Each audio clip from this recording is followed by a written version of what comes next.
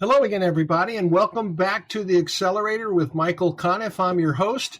We're a podcast for startups, accelerators, founders, also for family offices, and who else is it? Investment firms, VCs, angels, all of the above. We also have a podcast called The Angel, and we ask you to get on our Substack mailing list to also look at us and find us on all the major platforms, rate us, review us, subscribe for sure. We're also on not just the audio platforms, but also on Spotify and YouTube with both audio and video. And today, it's a really interesting podcast. I can tell you that already. I want to welcome Marco Mereu. He's the CEO of M80, an esports company. Welcome, Marco. Thanks for being here. Thank you, Michael. I appreciate the intro. Now, I want to circle back in a second to your long and successful career as a serial entrepreneur, but I think in the interest of clarity, it would be very helpful if you could define esports. You're an esports company. That phrase gets thrown out. I've heard it misunderstood twice in the last week.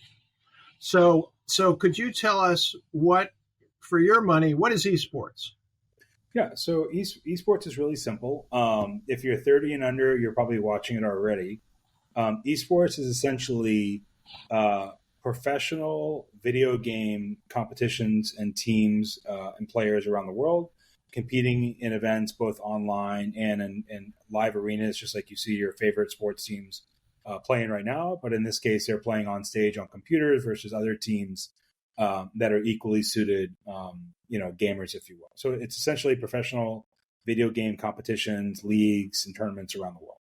And it's also, you have both live events and virtual events, but give us some sense of how big the market is, because I think this just might be the most underestimated market since video games was underestimated years ago. So give us some sense of scope of this market.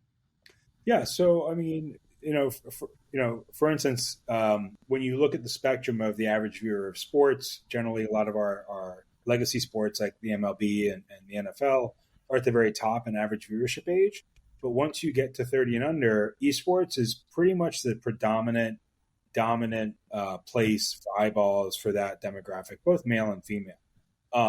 So esports is really sports for the younger generation. That's why you see so many professional sports owners and organizations getting into esports as well, is because they need to really have a play in that space.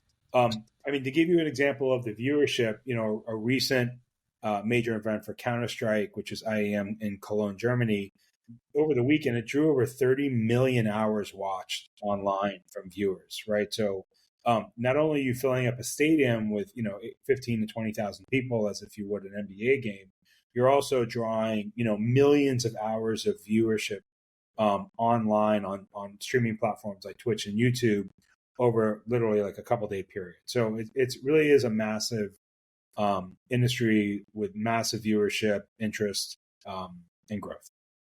So it's a demographic play. So if you want to get to 18 to 30, I would think particularly male boys and young men, that if you can no longer go to the NFL, NBA, Major League Baseball, or any real traditional league, is that true? If you really want to find those viewers? Yeah, I always say, if you're trying to reach the gamer demographic, they're in one of three places. They're either playing games, they're watching people play games, or they're watching Netflix, and that's pretty much all they do. So you're really going to be, in one of those three spots. I'm trying not to think of that as the arrival of the signs that the apocalypse are upon us, as Sports Illustrated used to say. Is that a sign that the apocalypse is upon us, or is that a sign of hope?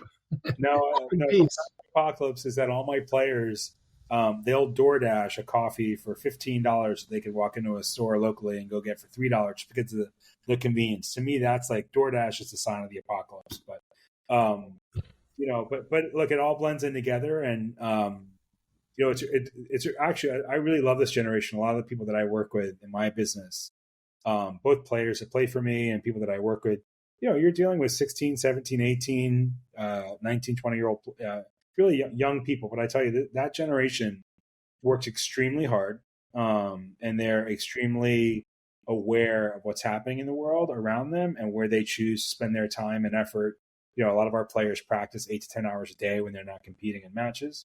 They're really, I think we're, that generation's in good shape. So, I feel good. Well, it's good to hear that. Now, let me ask you sort of a dumb question, but maybe an important question is, why are they watching esports and not watching actual sports?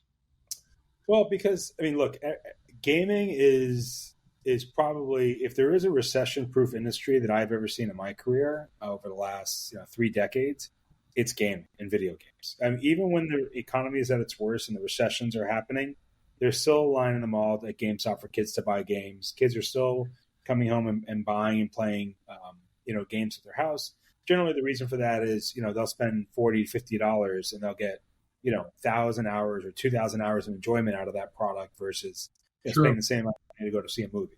So, I think the reason why is because most of this demographic and this generation, when they have free time, they're playing games versus watching TV or going, driving to a ballpark to see a Major League Baseball game. They'd rather jump online and play games. Very social. And again, like you see a lot of, the call that I was just on, you see a lot of professional athletes in this space as well, both as investors and active participants in gaming. Can you give some examples of that? Oh, sure. You've got guys like, Kyle Van Noy, NFL player, Ezekiel Elliott, NFL player. I've worked with Justin Simmons of the Broncos, who's an investor and esports player himself. Many of these, the Cowboys obviously are involved in the industry as well with complexity. So, there's very deep ties between traditional sports and esports, and they're only going to get stronger. And I have to, I'm obliged, though, I should put a moratorium on my my EA Sports story, or my EA story. So EA, huge video game company. But when I was a freshman at Harvard, there was this guy upstairs he was a bit nerdy, and he kept inviting everybody to come up and play his football card game. And to me, this sounded like the dumbest idea I had ever heard. Well, you can probably guess the rest. That guy was Trip Hawkins, who founded Electronic Arts and did the initial deal with John Madden and Dr. J, and basically is responsible for transforming or creating that world. One interesting note is he had the idea that game creators were rock stars, and he kind of promoted them that way. That was his big innovation, but that actually wasn't true. Nobody really cared, and they had to pivot out of that, but they pivoted well, obviously. So I think I'm going to pledge not to tell that story again. I think that's the second time. Trip got me to buy a 3DO. So if you ever see, oh boy, that was the classic mistake of thinking that better hardware was going to be the answer. I was a 3DO owner when those came out. 32-bit. He thought that was it. That was going to do it over Nintendo and Sega. But Marco, let me talk. This sort of segues into the past a little bit. To give me, in a nutshell, your entrepreneurial journey and your serial entrepreneurship, pretty much in this space, right? Predominantly. For me, I went to undergraduate and law school in Boston. I practiced as an attorney for about 9 years here in Boston. I had intellectual property practice. I did some real estate work. It was a good practice, but like a lot of other people in that space, I got bored. And just decided in 2009 that I wanted to move into a different industry. I was always very passionate about the game industry. It meant a lot to me personally. So I shut my law practice down and I decided I was going to move into gaming. Took a job with a company based out of Hong Kong that was developing browser-based flash games back in 2009. This is when mobile was very nascent. Ran their browser-based game, flash-based game for about 4 years. And ran the U.S. operation for those guys. 40 million players around the world, very big game. And then decided I want to start my first company because I could see how well this is doing for somebody else, but I wanted to do it for myself. So I started a independent mobile game publishing label called Gambler. 2013 is my first company. We would sign really innovative, high quality game developers, handle all the business side of their work. and get their games teed up for success on platforms like the App Store and Google. We published 8 games in 2 years. We got 7 featured by Apple, including 2 Editor's Choices. So had success there. Was enjoying that business, but realized it was expensive to get users in 2015. And then I started to experiment then with paying YouTube influencers on a performance marketing basis, on a CPI, to make sponsored videos about my mobile games. And it worked very, very well. Had never really been done before like that. And a few investors wanted me to double down on it. So I started a company called Rooster in 2015. We built a marketplace. Every mobile game publisher under the sun had their games up there for offers. And YouTube influencers could go onto that platform and pick the games they wanted to make a video about and get paid per install, all programmatically. And a very successful company. We exited and sold that company to Chartboost out of San Francisco after just less than a year. Went over to Chartboost for about a year and then left, and then started a company called Framerate. Framerate was very similar to House of Highlights, very sports driven, highlights, memes, great plays from gamers. We pumped those into short form video networks like TikTok and Instagram and anywhere else where we thought people would watch them in short form bites. And we let gamers essentially sell their highlights back to brands, use as ads. And it worked really, really well. We were to 50 million views a month. And then we sold that company to Super League Gaming out of Santa Monica. And I exited to them in 2019. Went over to Super League as an SVP for about a year to help them work on their content business. Began to see the dramatic rise in esports and competitive gaming and how quickly you could build a very scalable, large audience in that business very fast if you were good at what you did. Decided to start a company called Xset with a few partners from the Boston area. Built several very successful esports teams and programs. My partners were very focused on the brand and apparel side of the business.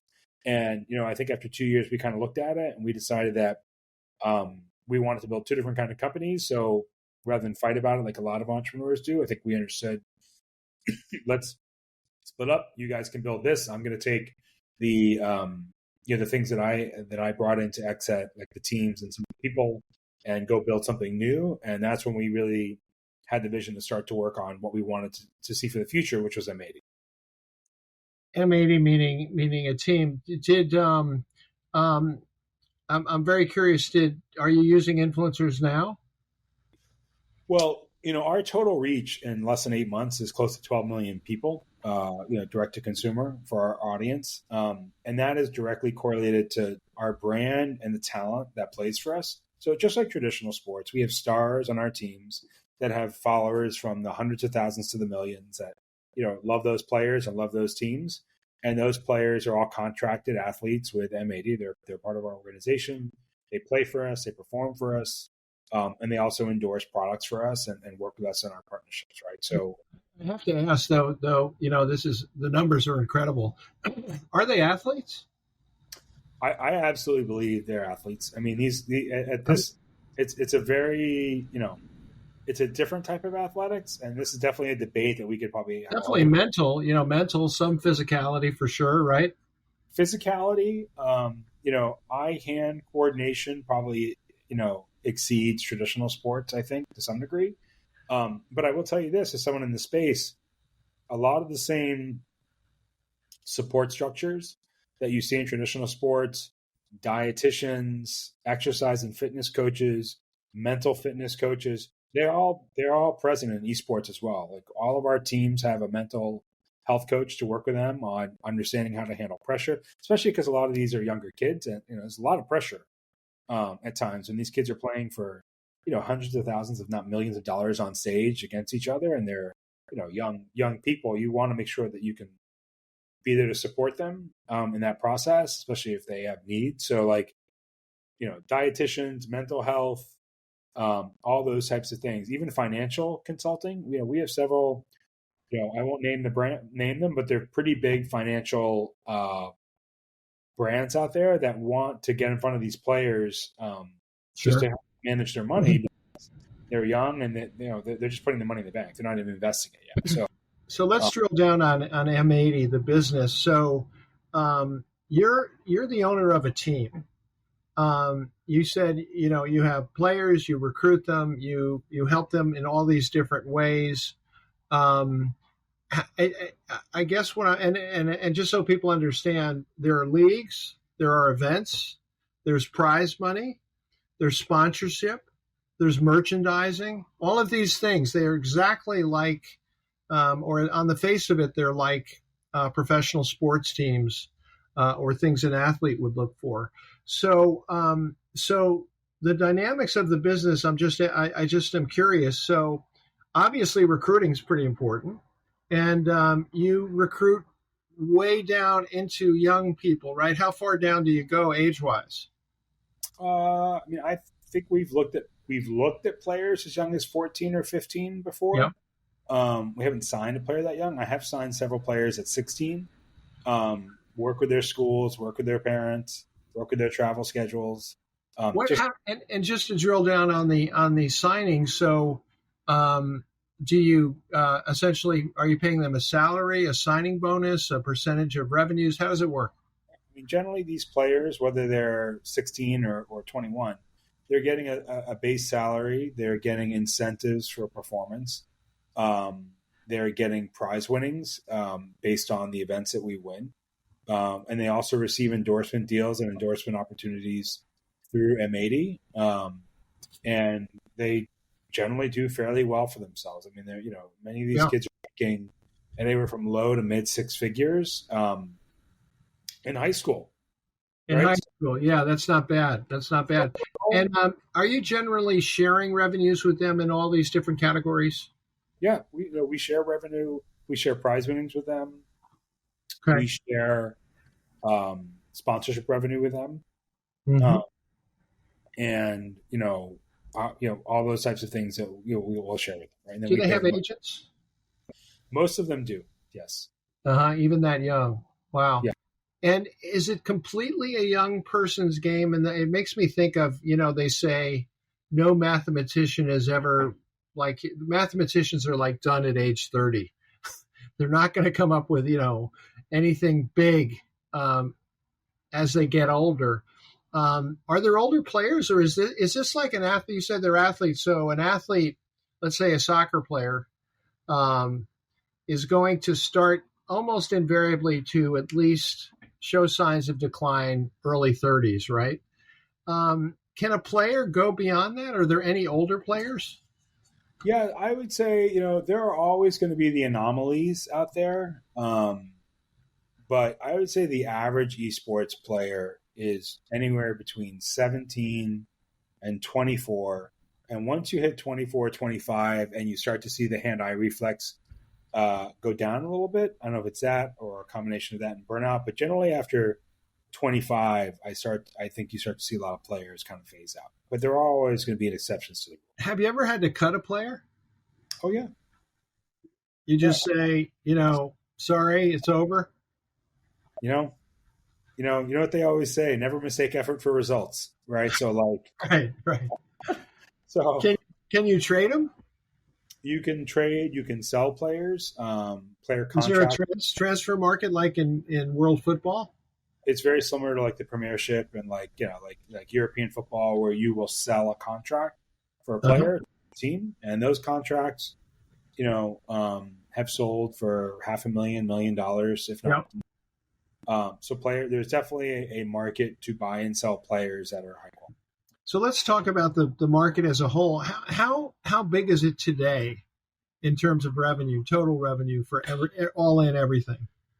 Yeah. So, I mean, there's so many different parts of the game industry that you can drive money from, and establish money, right? So, I mean, I think I think in the second quarter of 2023, the total gaming revenue was over $16 billion.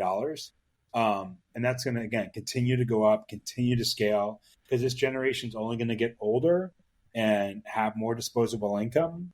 And, many of the things that gamers indulge in, like nice PCs and nice monitors and, in-game items in games, are not inexpensive items. I mean, most in-game skins that you buy, those packs are $100 a piece. They're not, $5, $10. So what is an in-game skin? Like it's a outfit or a uniform for your favorite player in the game, or a wrap that you'd put around a gun or a car in a game. You can wrap it in a certain And you style. can buy that as well as part of your financial structure, right? That's part of it. Yeah. Buying So things in-game purchases. I think we're talking about. Yeah. sorry. So when you work, for example, we work with a publisher like Ubisoft and Rainbow Six. Ubisoft offers in-game skins in the games themselves for people to purchase, and then we share in the revenue with Ubisoft for those purchases. Um, and those can be really nice revenue sources for your brand, especially as your brand gets more popular. And what? I'm sorry. Keep going. No, it's okay. What? How about in terms of, so you're we're called the Accelerator, where we talk to startups like you, right? So you're a startup. What's your revenue, and how big do you think it can grow, and how fast? So, I mean, more mature businesses in this space that have been around a little bit longer, I mean, they're doing, upwards of 30, 40, $50 million a year in revenue. We are in our first year projected to reach at least 2.5, if not 3 million in revenue for our first year as a business. So I feel pretty good about that. Yeah. And, we're just getting started. So, once we turn on, right now we have a couple of our revenue streams turned on, esports and sponsorships, as well as, our e-commerce. But once we turn on our digital goods and our game publishing and CPG sides of the business, I think those are really going to perform extremely well.